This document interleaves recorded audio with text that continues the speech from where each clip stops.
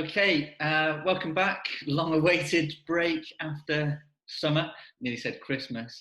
And this is one that I've been looking forward to for a long while now. The diaries have been clashing and life's been getting in the way, but finally managed to pin Ian down and get him on board for a chat. So Ian, thank you very much, mate. I really appreciate it.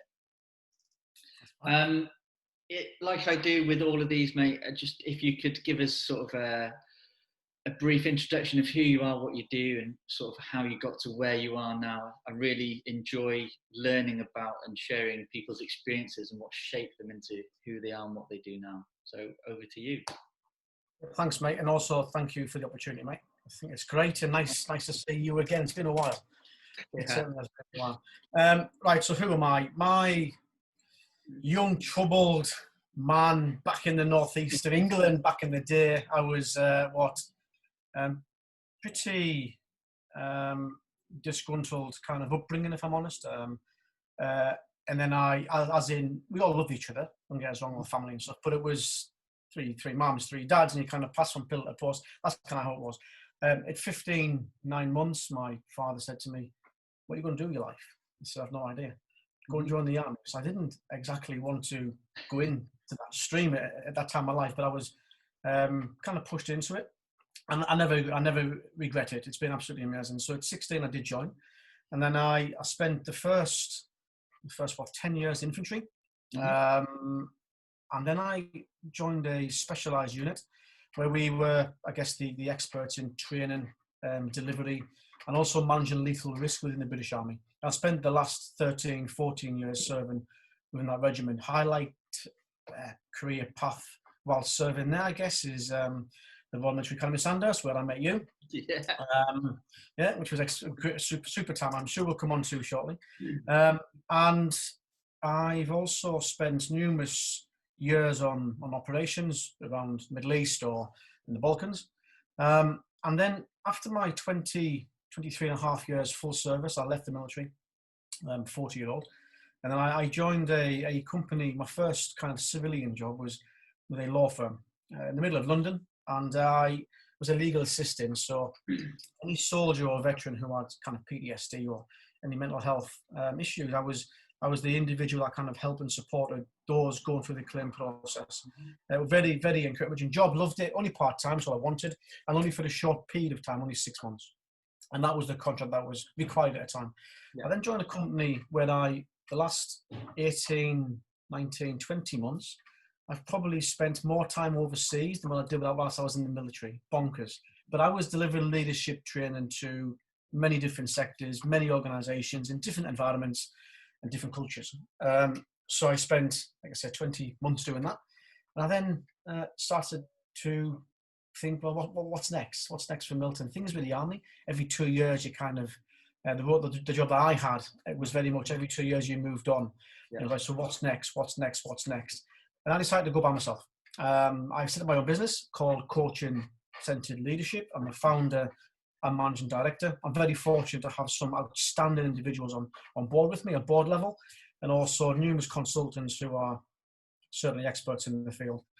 So that's my very quick, boring background, I guess. But like I said, thanks for this opportunity to speak. Anyways. No, absolutely, mate. It's definitely not boring, and it is what makes you right now, I suppose, isn't it? Your history is what makes us all, isn't it? It's the experience that we've gone through. I love it. Brilliant, mate. And you've touched on a few that I'll come back to after I ask you the next question, which is basically the crux of all my talks at the moment. I'm trying to dig into and explore different perspectives, because perspectives to me is one of the most important things in life, because we all see the world through different lenses, and it's those lenses that make us do, feel, think, and behave in a certain way. So that tied into what we're doing about human performance as well.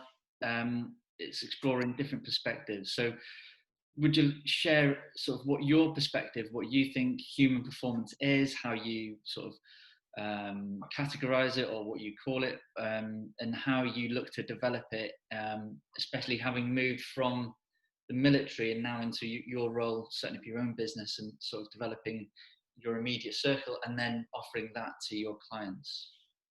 Yeah, certainly. wow, it's kind of where you start on this. I guess to pull all the military experience into one bucket and all the corporate experience into one bucket and try and merge them together is quite a powerful message. I didn't realize how powerful that message was until you kind of, the reins are released and you're off by yourself across the world delivering the message, which from your experience, and it's extremely powerful. But one of the two things that I've really learned, I want to just, if you don't mind, the two angles on this. No, the first one is the internal factor, and the other one is the external factor around human performance. Now, there's an exercise that I've delivered many times for many clients, and it's around, there's actually something out there called the 6 human needs. 6 human needs. I found it's really powerful and it's relevant to the conversation right now. Now, if you want to call it the human performance needs, then you can call that if you want, because you soon find that it maps across to that. It's pretty good. And the 6 key areas for the individual, from my experience, that what makes that person tick, what makes that person want to deliver and constantly deliver on message every single day, not losing heart, losing momentum, losing the purpose that individual desires. Yeah. And the 6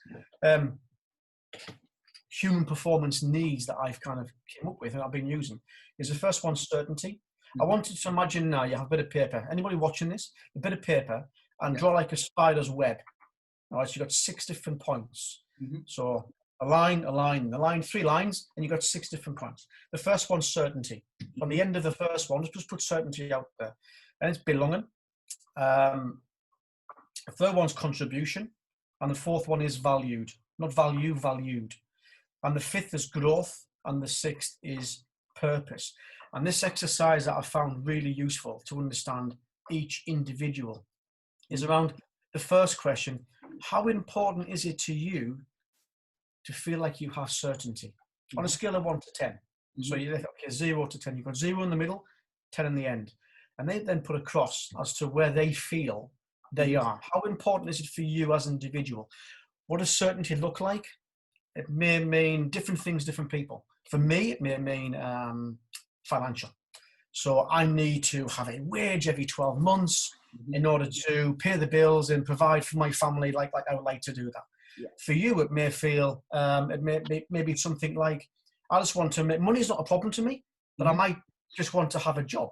Yeah. I like to be around people, therefore job security is really important to me. So certainty is around different aspects, whatever it means to you. And the question again is, how important is it to you right now?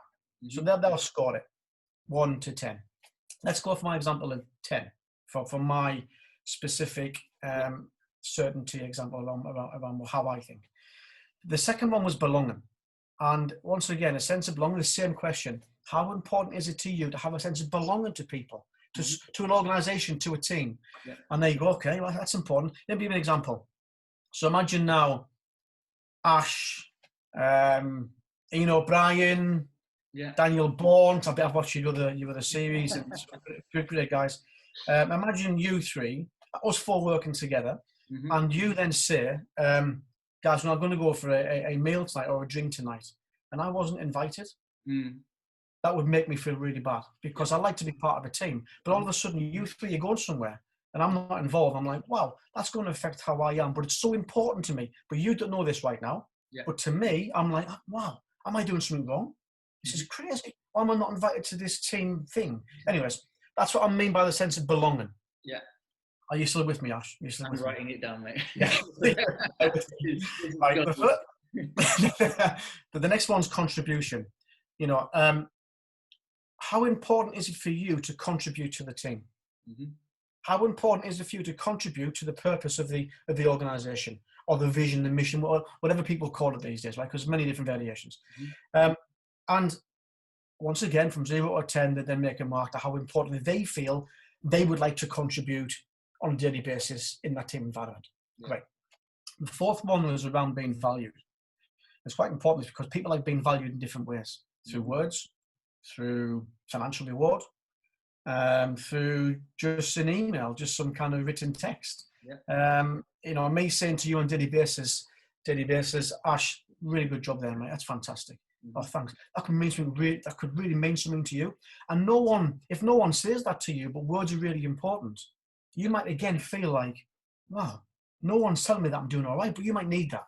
is the point of this. Okay, so that's the feel and valued bit.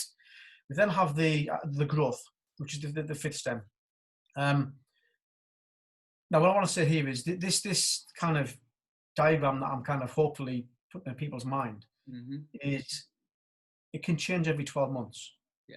And the reason I say that now is because when it comes to growth, if you ask me now how important it is for me to grow, and I'll be like, well, I want to build a brand and build a business and take over the world. Therefore, it's really important to me. I need growth. I need to see a future, and I want to create a great environment for other people to thrive. It's really important. Ask me in 10 years' time, I may think, I don't know what. No. Growth's not important no more. I've handed everything over. It's successful. They're all happy. I don't want to grow anymore. I'm just happy where I am. Therefore, it's not important to me. Yeah. But right now, I asked everyone in the room, how important is it to you now to have that growth in your life, in your professional or personal space? And the final one's purpose. What makes you get out of bed in the morning? What purpose do you have? Do you have a purpose? How important is it for you to have a purpose in order for you to be your best in the workplace? Yeah. So they all fill this diagram in, right? It looks all beautiful. And you normally find, from my experience in doing this, that when it comes to the certainty, the belonging, the contribution valued, by the way, those four, I define them as satisfaction needs. And the rest of them is complete fulfillment. Yeah. If someone says to you, how are you doing? And you then come back and say, yeah, I'm all right, I'm good. That really means there's something going on. Yeah. And you're not really where you want to be. And you go, no, seriously, how are you really doing? Well, actually, here we go.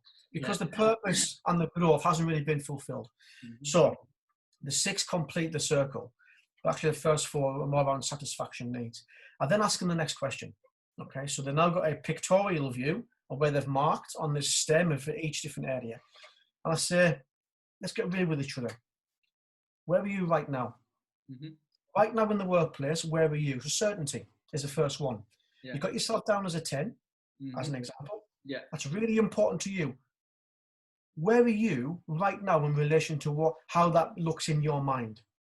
Wow, okay. So let's go back to my example to help you understand. My example was I need to have money in order to pay for the bills and, bring a wage in for the family to support them. Yeah. Well, do you know what? My job could be at risk. Therefore, actually, right now, it is a worry. So I'm actually a 5.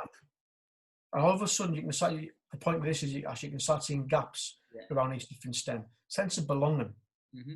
I find this one really powerful, actually. So Ash, Ian, and Daniel go for a meal. Ian's not invited. It's really important to me. And I'm like, wow, this is bonkers. Yeah. But then, where are you right now, Ian? I'm a 2. I will go on every stem with everyone in the session. We discuss around these 6 individual items around human performance and make them feel as if they are part of something. And then we then get together as a team, from a team perspective, but looking at yourself. And I will say to you and Ian and Daniel in this example, right, mine will go on the wall. Yeah. I'll say, what's really important to me, the certainty is this, and these are the reasons. And you'll be sitting there going, that's amazing. Okay, nice to know. Belonging. Let's highlight this one a bit further, because you, Daniel and Ian, are having a meal every Friday night, and I'm not invited. But when you say to me, Ian, sense of belonging, what do you mean by that? Yeah. I said, well, my example is, you guys go for the meal on Friday night, but actually, I'm never invited. And you know what?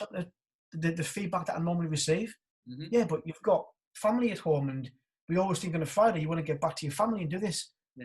You never asked me. No, I actually wouldn't mind going off for the meal. We didn't know. Yeah. And the point is in the session, you get to understand individuals and to work really well as a team. If you understand what each person needs to tick to be the best at work, they work around these different stems with the team. And that then it seriously improves their team performance. Ultimately, it reflects on their individual human performance in the workplace. Of course it does. Does that help initially? Fantastic model and explanation. I really appreciate that. I've written down loads of notes, so I'm going to explore a bit of that afterwards with you. But you're absolutely right. You're so right that, especially for team and organisation development, I think we've, over the last 20, 30 years, we've become too mechanistic and industrialized, and that model used to work back then. It doesn't work now, clearly, because of all the problems that, are keeping you and I in business, thankfully. Because organizations are just individuals. They're a collection of individuals. And it's those points that you just said then. If you can appease all of those or make them as good as they can be within that organization or within that team for that individual, and it adds value to the whole collective, and it's all in line with the vision, mission, strategy, or whatever you can call it, and the purpose, tick VG, you're going to be amazing. You've got the right ingredients to be amazing. Then it's putting it into application, isn't it? But yes, so sorry, just to jump in quickly there, if you don't mind, just to kind of finish that bit off. It also helps me understand, once I understand your 6 areas, see, when I want to have dialogue with you over the next 2 or 3 months, I understand your world, how you look at it. Absolutely. So I will then adapt myself to get the best out of you in relation to how I talk and engage with you. So it's such a powerful model to understand individuals, to enhance their human performance. I just found it really powerful, and it certainly works from my experience in the corporate world. It does. It's funny, you asked before about this model up here. I'm sure that's Goleman's EQ framework, and it is that. It's the better you can understand yourself, self-awareness, increase self-awareness, increases your awareness of others, increases your ability to manage yourself, and then your ability to manage others and lead others. It all comes down to you as an individual. Again, self-awareness is one of the things I've been harping on about. The more you know yourself, the better position you are to understand others. And that's a really good point, actually, Ash, because how many people actually sit back and self-reflect on a daily basis? Yeah. And it's a shame, because I know from people I've engaged with, they're like, oh, people just tell me that I'm this and tell me that I'm that. Well, hang on a minute. Let's start with you. Yeah. Because you are really important to you. You need time for you. You need to understand you, because unless you understand you, how are you going to really develop you? And then you can look at external factors. And actually, that is the next point to what I said before, internal and external. Yeah. The external factors are things like the environment. So look at COVID-19. It's affecting so many people these days. But from a leadership perspective, what I've really found is, so I have our clients where I've been delivering training around healthy remote work and how to be healthy in the remote space over a long period of time, and also how to manage people and lead people in the remote space. It's all different. But one of the key findings that I've really kind of come up against is that external factor of COVID, and now all of a sudden you're in your house and I'm in my house, and I think my 8 to 5 job is sitting down here doing this, but actually I've got people knocking at the door, the washing machine's going on, I've got children running around the house causing absolute havoc, and I'm like, well, hang on a minute, I'm working, and so's my partner. Ian, I'm working as well, so you can't tell. Wow, a lot of external factors which will hinder my human performance in the workplace on a daily basis. And let me give you an example of that.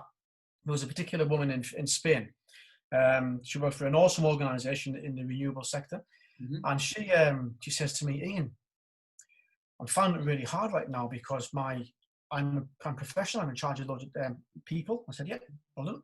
And she says, my husband's also working for a different organization, but he's also in a senior position where he's also in charge of people. Yeah. And I mentioned young children. She has 2 children under two. Wow. And she soon realized that actually I have to work between 6 a.m. and 12 in the office space, flat out. But my husband can't start working until midday because the children want attention. They've got no one to help with the children. There's no childminder because they can't come in the house because of the rules. Yeah. And Spain's been pretty ruthless in the lockdown, and rightly so. I think to get measures in place. And she then realised that at 12 o'clock, the husband's going, my turn, get off the computer type thing. So she then has to stop working, watch the kids for the next 6 hours while he starts his work. That's 6 hours of not leading your people. That's 6 hours of not doing your daily business. Quite an interesting concept, because the fallout from that could be pretty hard, but it also could work in your advantage. I'll come to that in a second. Yeah. So it's 6 p.m. Both down tools. They have family time for 2 hours, eating the evening meal and spending family time with the children, and then getting the kids bathed and showered or whatever they do, and then put them to bed. And between 8, 9 p.m. for 2 hours, they both then do their work again before they go to bed. And that's their routine. It's bonkers. But here's the thing, how they made it work. She told her team, that's what I'm doing. The team then said, brilliant. Can I please tell you how I'm doing it? Because I'm different to you. I'm sharing a flat with 3 people, and we have the Wi-Fi on, and actually we're fighting for broadband. So when I'm saying to my people, my flatmates, that I have a call at 10 o'clock in the morning, they're also saying to me, so have I. Yeah. What makes your call more important than my call? And they're like, yeah. So that's when they have that team discussion and an understanding of who and what they have external outside of the work environment going on, it makes the human performance increase once people understand and listen. Absolutely. This is the point of it. Absolutely. That's the internal and the external bit, mate. That's a really valid point, and you've touched on, and I'll ask it only because of the experience that we've had during the lockdown, speaking with people that we know, people that are in very similar positions, you know, and are leaders, and I always sort of try and skirt them around the question of, okay, how has it changed from being in the office, that leadership environment? Were you this hands-on? Were you always this, you know, did you have to be this hands-on? And then why? And we explore all that kind of stuff. And what I've seen from COVID now, it's forced leaders and managers to step back, empower their people, trust their people, which again, trust is another fundamental thing that's been brought out due to COVID. Like, do I trust my workforce at home? With, you know, and there's all bad news about the monitoring software that organizations are using. But it comes back to this empowerment. And, you know, from a military perspective, we know it as mission command, don't we? And we know, we've seen how powerful that can be. You have an objective, you're empowered with the knowledge, skills, and the attitude to go and do that objective, and your leadership trusts you to do it to your best of your ability within your confines, your boundaries. Yeah. I see a lot of senior leaders not be comfortable with that, especially in COVID now. And, you know, the story that you were just telling me there about that lady and her husband, you know, 6 hours of leading their team. Again, I don't know the context, so I can't comment, and I never would. But the people that I've spoken to over the last sort of 6 months is, you know, why can't you step back? And it's a really powerful question, and it gets them to, you know, go into sort of your 6 human needs of, you know, looking into themselves and reflecting on themselves. Like, why can't I do this? It's an interesting question, interesting point. But before I answer that, please, mate, finish off. No, that was me. I was just rumbling. I was just my head. Okay. So just to answer that then, from my perspective, to help with the growth of what you're saying, because it's so on point, is that word empowerment. Again, I had a client before lockdown who was, I was coaching somebody, and one of the main points that we try to help her with was, she was saying to her leader, you know, can I please work from home 1 day a week? 1 day a week, that's it. Because I've just had a child. I've just come back to work, and actually I have childminding for 3 or 4 days a week, but my husband can be there the other time. But this 1 day a week, can I? And the response was no, because I've been in this industry for like 30, 40, 50 years. Yeah. And I've always come to the office. And because I've always come to the office, I know it works. Therefore, you have to come in the office. And it's in your contract.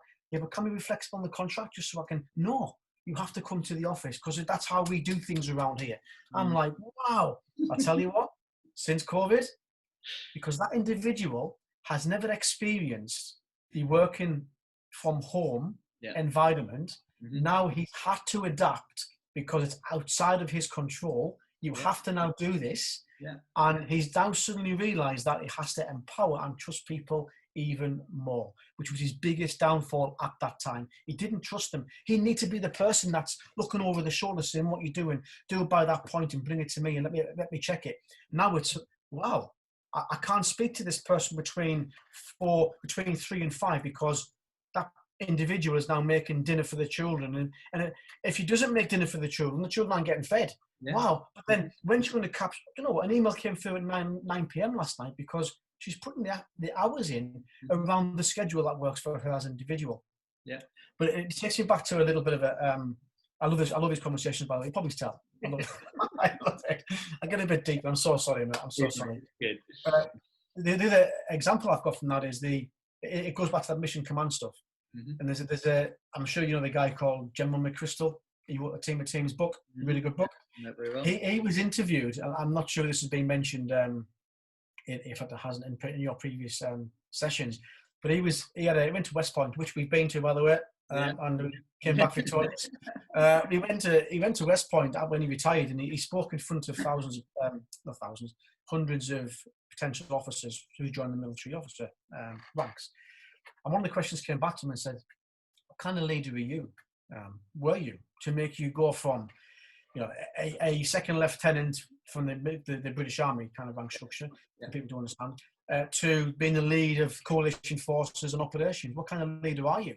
And can you please share that experience?" And he says, "I used to always consider myself being a chess player." And he said, what do you mean by that? He said, "Well, I used to always think that, I would tell them where to go. I would make all the moves and people then respond to my words of command. I would make sure the training's good when they go and take they fight to the enemy," as he said. "Then I would make sure by watching the big screens, who's going to move there, who's going to move there, who's going to move there." But he wasn't gaining ground, and the people weren't really learning.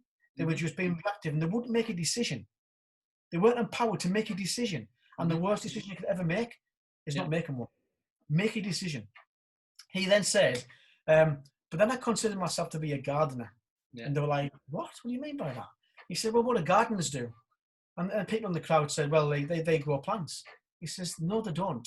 The gardener is the person that plants the seed, waters the plant, and it grows itself." What does that mean from a mission command perspective, and from an empowerment perspective? Is I will give you the resources, I will give you the time, I will give you the money, I will give you the exposure for you to thrive, and you make decisions yourself. I will give you everything you possibly can have to succeed in that environment.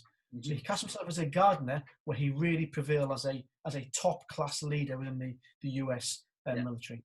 So I have heard. I love that story, and I have heard about it. And it's so funny because when I heard that story, it really resonated with me. Because when I was a young, I think it was Tom or Lance Jack in Two-Para, I went out of my way to learn chess because I thought that was what would make me understand strategy and make me better at strategy, therefore be a better leader. And that was my mindset because of the environment that I was in.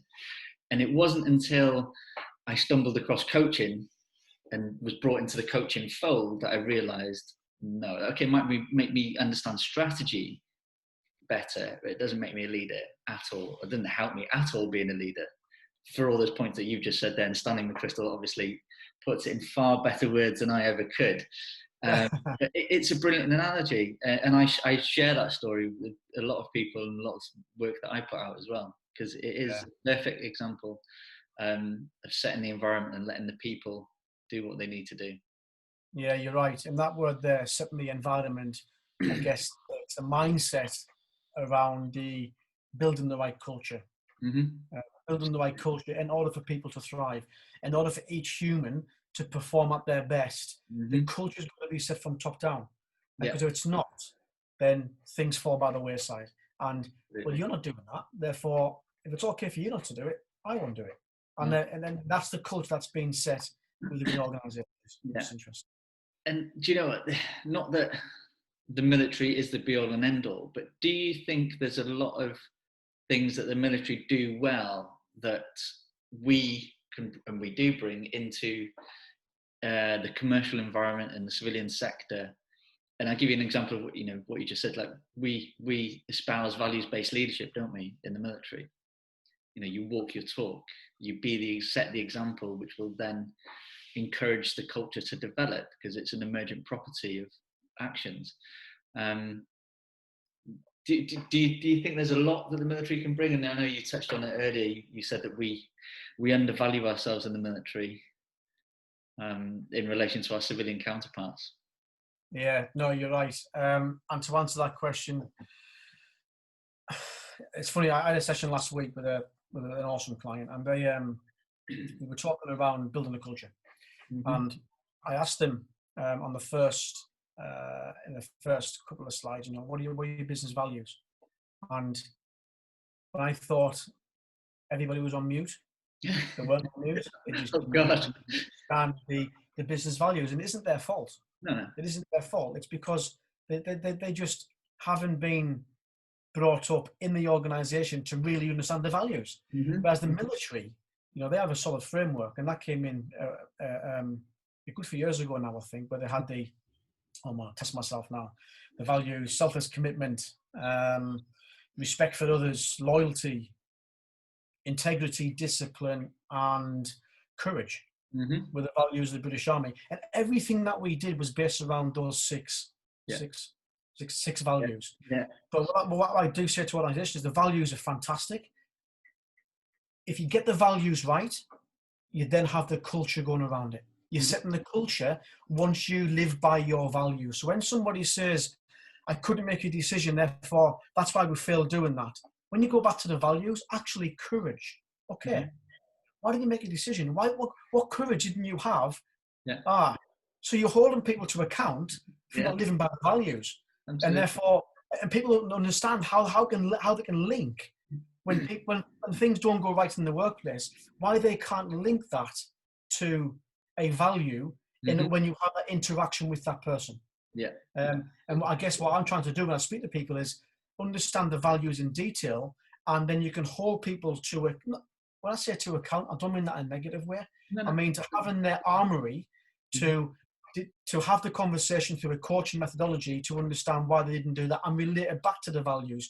Once they start doing that, they will start doing that with their teams, and they will start doing that with their teams. And when you do that, you then set in that culture.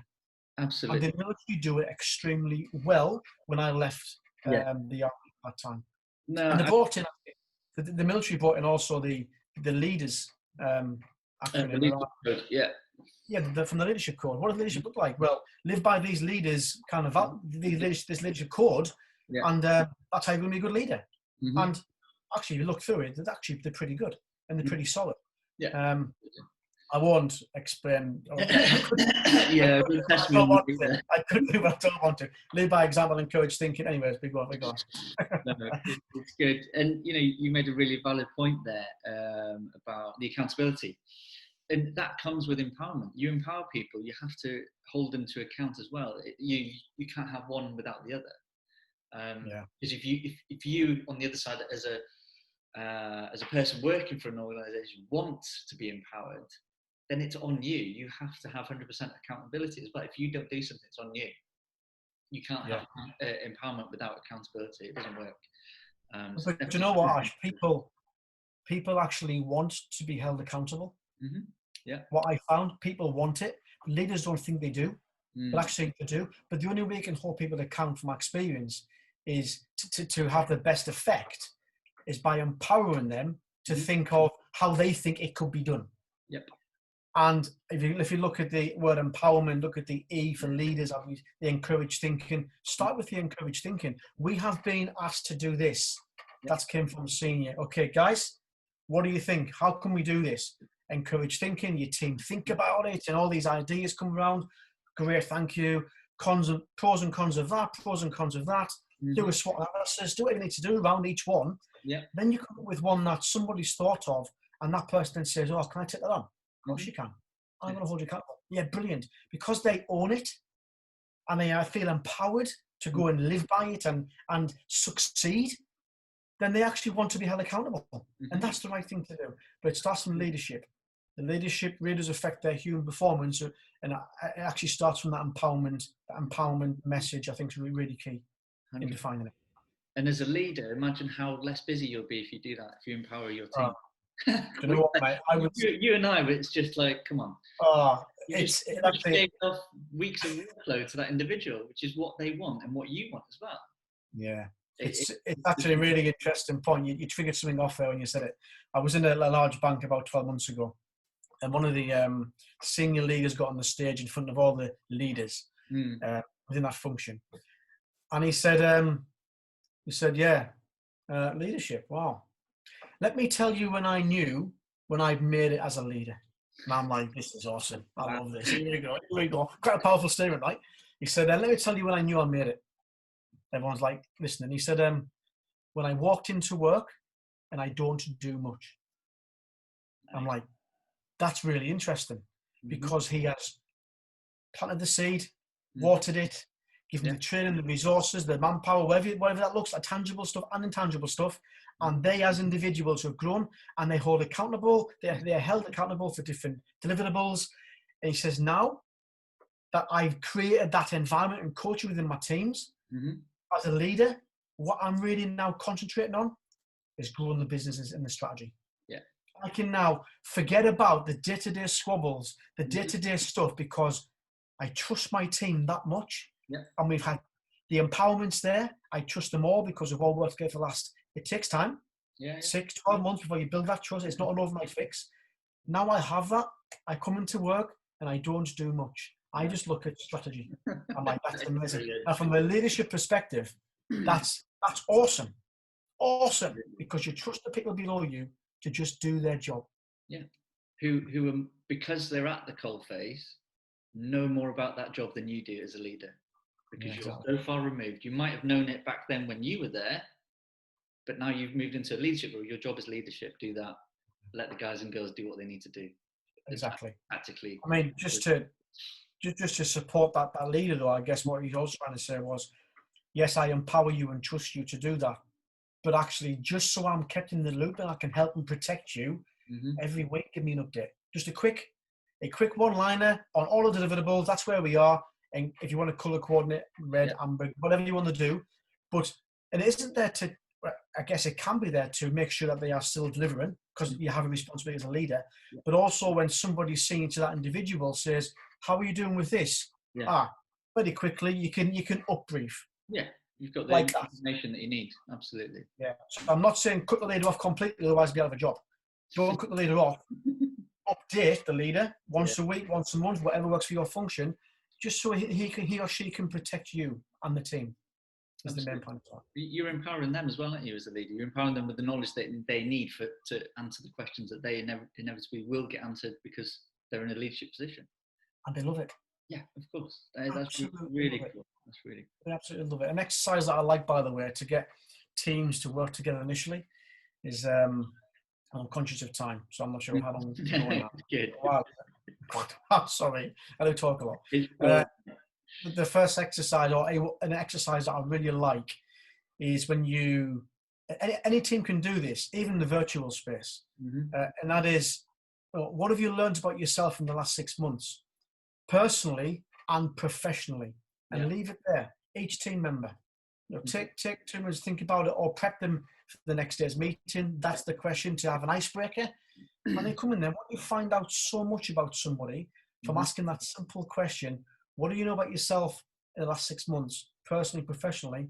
You can change your view and look at that individual, which will help you again understand their 6 needs around what makes them thrive. So, absolutely. Mate, that's really good. Appreciate that. And yeah, I'm conscious of the time, mate, but like we could go on for hours. So if you wouldn't mind, will you do another one with me, and we'll perhaps do one specifically on leadership, and then another one on culture, because like there's so much gold coming out of your head right now. It's phenomenal. I'm enjoying this massively. The answer to your question, mate, is yes. Let's whenever you have time. Appreciate it. I have time. Absolutely brilliant. Ian, thank you very much for your time, mate. I do appreciate it. I will put the links to whatever you want, the social media. Where can anyone find any information about you and CCL? So I guess the best place to go is connect with me on LinkedIn initially. Okay. We have an updated website being developed in the background, and it isn't the right time to. It's all about timing, and it isn't the right time to advertise stuff right now. And we don't need to yet. But LinkedIn, find me on there, connect up, which would be really useful for you, for them, for me, for whatever. So that's the best way. I appreciate that. I'll make sure that goes in the show notes as well, so they've got that. I'll put your LinkedIn profile on.